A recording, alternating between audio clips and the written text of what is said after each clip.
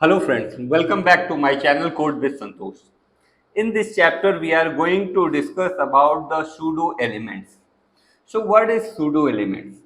So suppose if there is some HTML element in your HTML page and you want to add some specific thing to some part of that element, then you can use this pseudo element.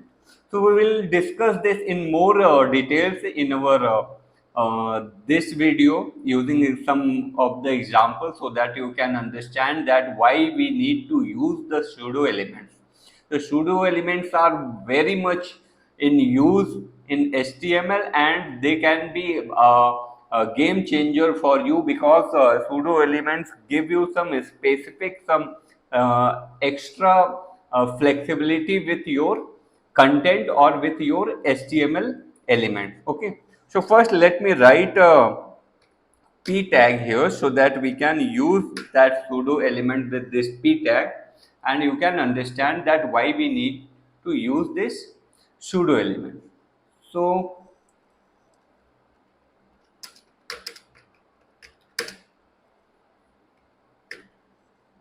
let me save this and run this on the browser. Okay, so suppose for this p element you want to add uh, some content or something just before this element or after this element. So I am just using for this element I am just using something before this element using CSS. Okay, so let me go to this CSS file and I will use before. So now you can see that there is something is used after this colon. This is our pseudo element. It tells that we are going to use something just before of our p element. Okay, this is our p element and this is the content of p element and we are going to use something here. Okay, just beginning of this sentence. So let me write something here.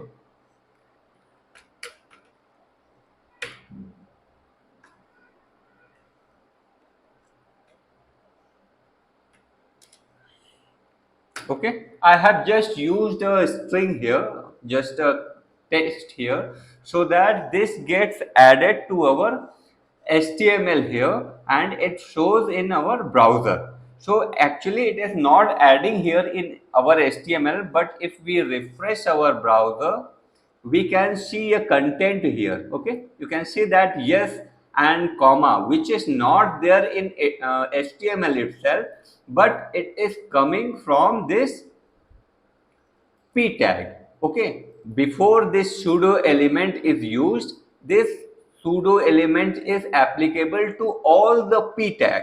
So suppose if I am going to use another p here, let me copy paste.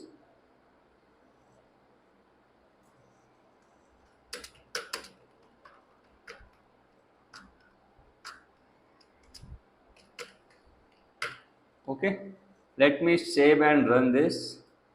You can see that this pseudo element is added to this element as well. Okay, so suppose if you want to use only for this element, then you can add a class and just use this class here,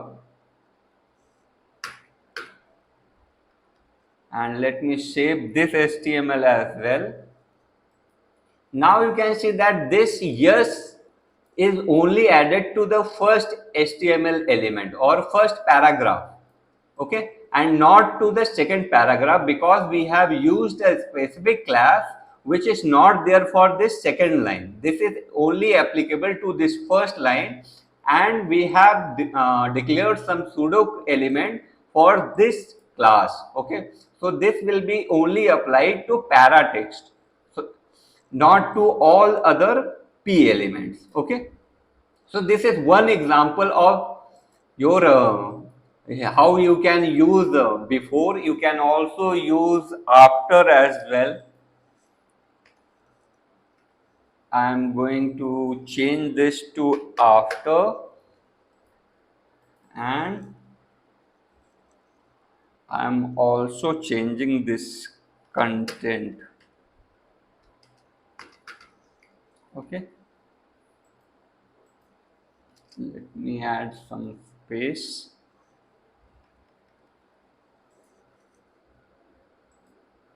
Now you can see that this is added, yes is added by before pseudo element, and ends here is added by after pseudo element. So this way you can use any of the thing you want to use to particular HTML element. Isn't that great that you don't need to write that thing in HTML page itself? You can write that in CSS file and it just gets added to your HTML element. So you can use anything here. You can use some content, or there is also possibility like you can use any symbol, etc. here. Okay, so this is going to be very helpful for you to use this pseudo element.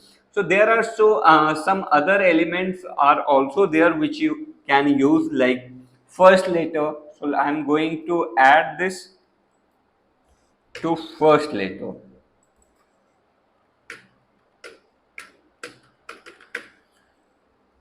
Okay, so I am making the first letter as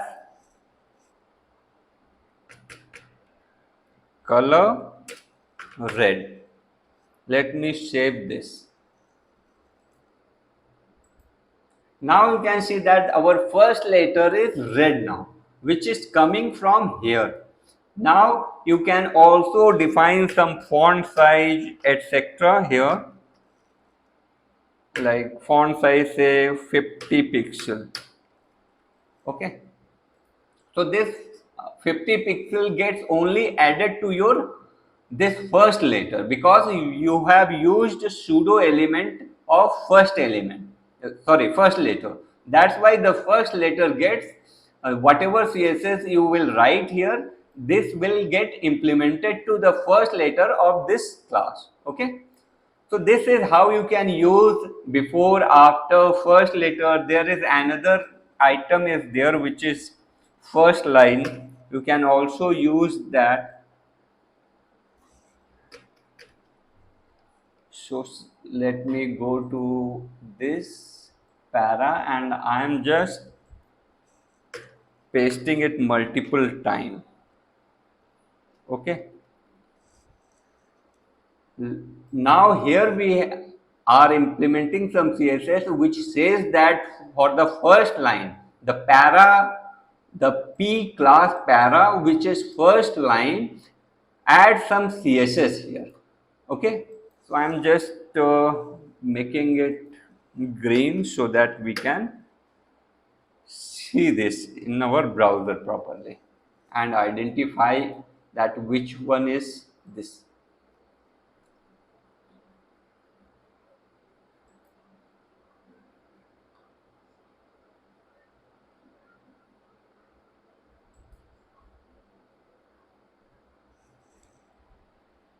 So you can see that here in the browser, all these things are green now. Okay. Let me make them in multiple lines so that,